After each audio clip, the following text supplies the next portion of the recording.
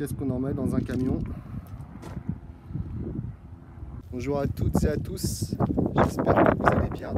Donc il fait beau, le vent s'est bien calmé, donc je vais aller vous faire visiter un petit village, un très joli village des PO qui s'appelle Castelnou, et l'un des plus beaux villages des PO. Il y a plein de belles choses à voir dans les Pyrénées-Orientales. Et donc je vous emmène avec moi, on va aller faire ce petit road trip et aller visiter tout ça.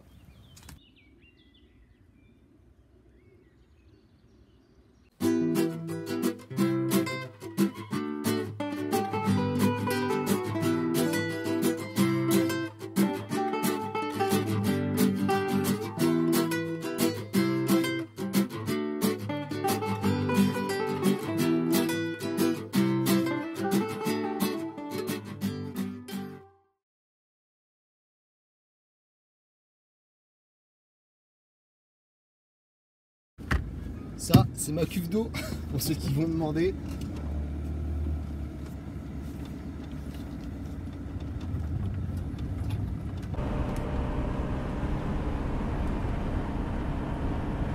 Je vais passer devant le village des pêcheurs. Pour ceux qui me suivent, je pense que vous connaissez. J'arrive à Canet.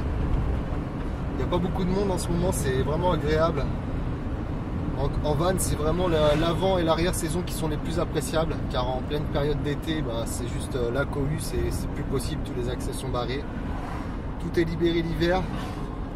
Bon, là on voit le parking sud de Canet avec pas mal de détritus. Je ne sais pas si c'est ce camping-car qui a fait ça. Là on voit que tout est nickel, tout est propre. Petite famille.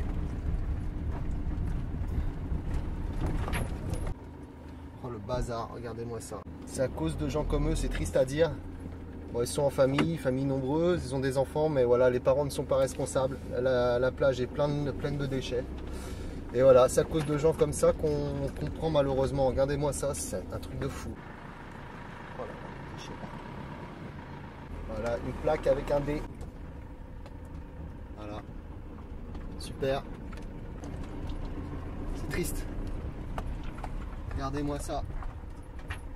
Voilà, là ce genre de personnes, clairement, il faudrait les amender très très fort. Même si ce sont des gens avec une famille nombreuse, ils ne respectent pas l'endroit alors qu'ils en profitent. Si je pouvais, je mettrais une loi en place pour punir fortement ceux qui font ça. Car c'est à cause de gens comme ça qu'on est puni. Alors je viens de m'arrêter parce que j'ai vu le panoramique, il est juste énorme ici, je vais vous montrer. Voilà. Avec la vue là-bas sur Castelnou et le mont Canigou derrière tout au bout. On va lancer un coup la libellule. Alors ce que j'aime beaucoup dans ce drone, c'est cette petite fonction là. Je trouve ça vraiment super sympa. Voilà.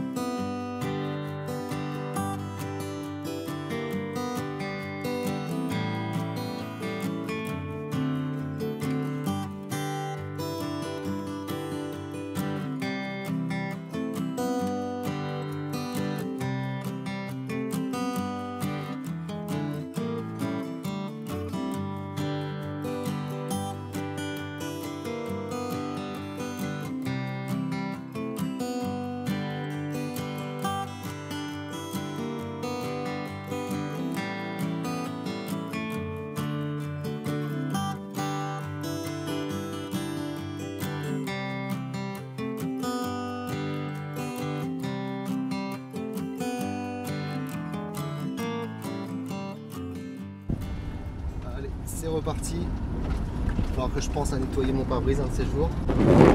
Oh là, c'est lamentable. Bon,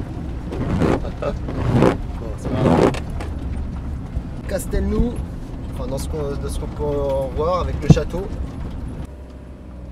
Stationnement payant au rodateur.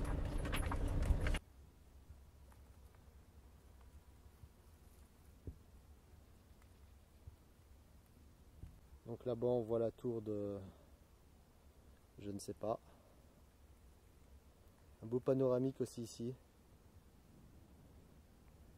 Allez, direction le village.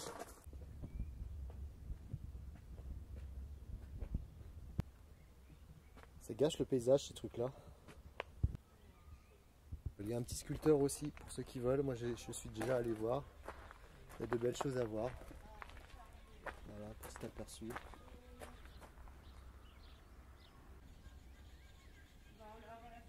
Allez, c'est parti, on grimpe.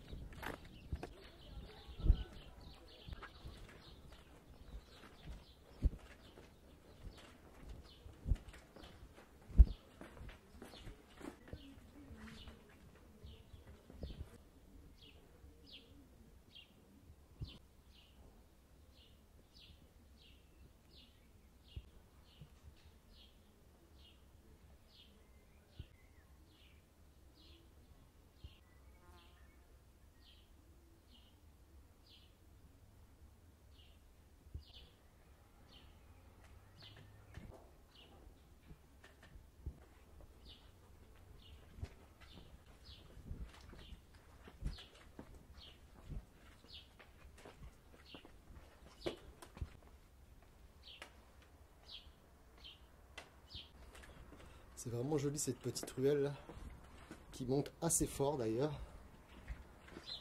Tout est en pierre ici. J'aime beaucoup ce style. Petite ruelle adjacente.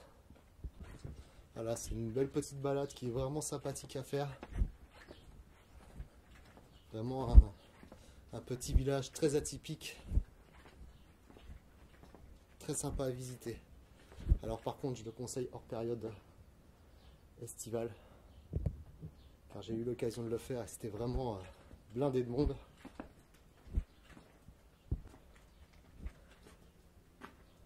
Gauche ou droite? Ouais, on va monter vers le fort.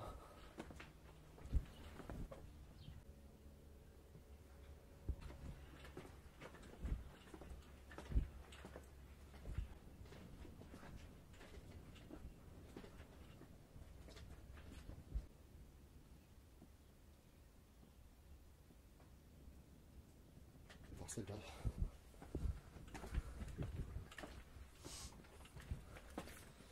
C'est bien, ça me fait de la rééducation pour mon pied en plus.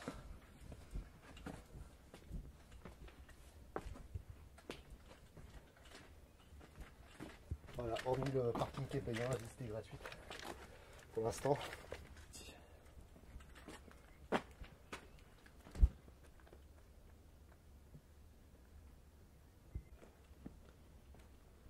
Avec des jolies maisons.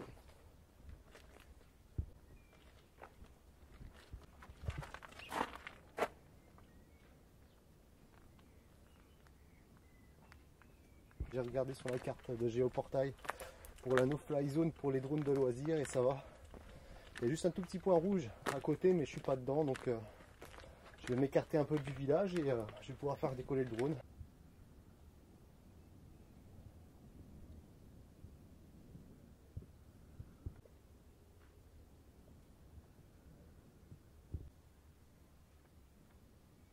Bon, apparemment on peut pas aller plus loin, ça c'est une propriété privée. Là peut-être l'escalier. Très belle maison, hein. Vraiment. Petit escalier, je pense que c'est ça qui va mener au château plus haut.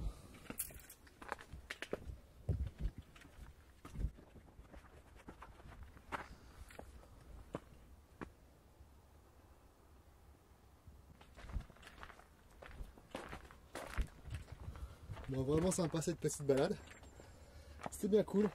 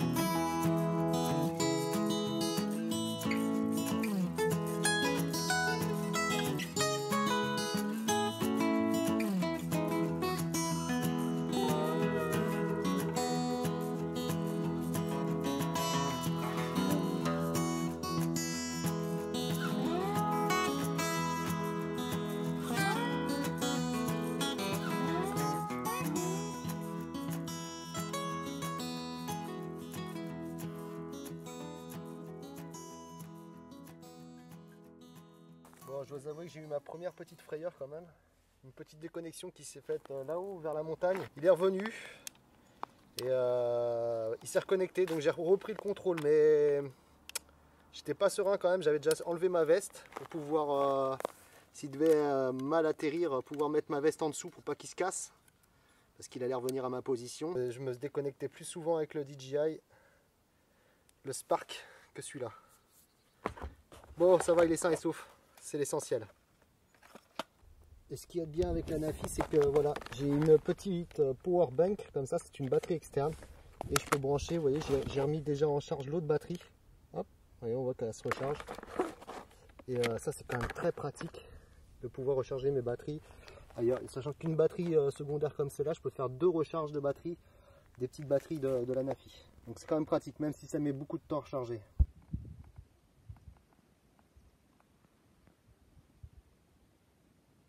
Bon voilà, j'espère que cette petite balade vous a plu. Chemin retour. Le vent qui se lève.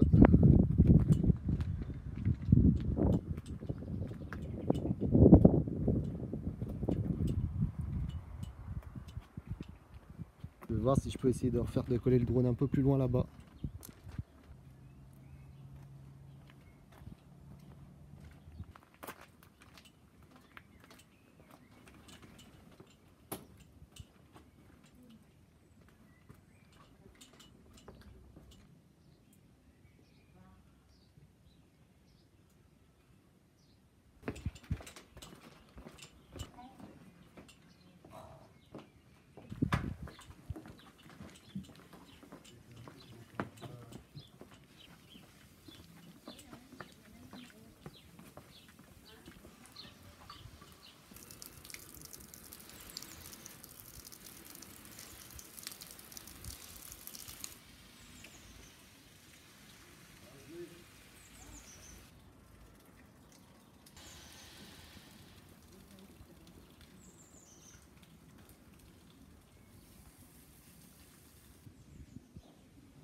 Ah, je ne suis pas passé par là, je vais vous montrer vite fait.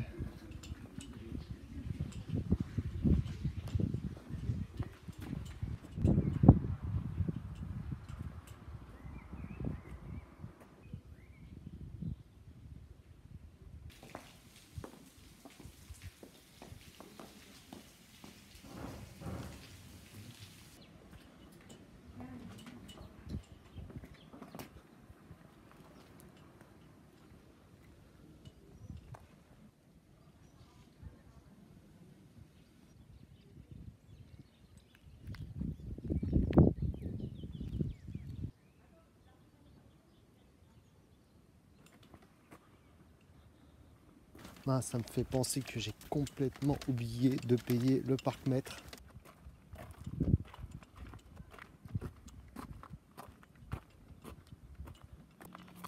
Bon, ça va. Ils ont eu pitié de moi. Je fais décoller une dernière fois le drone. C'est cool, elle a presque rechargé complètement. Ça va me faire quelques minutes d'autonomie pour faire cette dernière petite sample vidéo.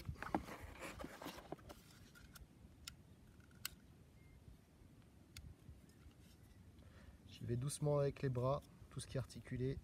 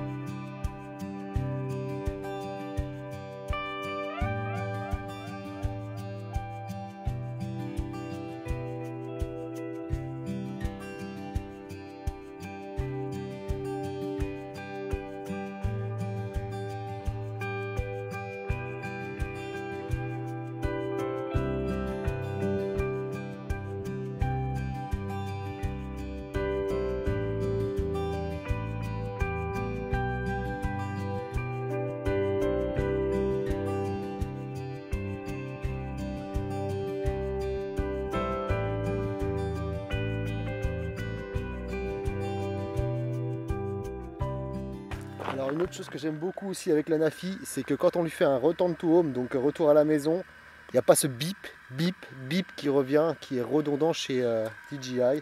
Là, ça fait pas de bruit, c'est pratique. Bon, cette balade était bien agréable. Et bien, je vous dis à bientôt pour une prochaine vidéo.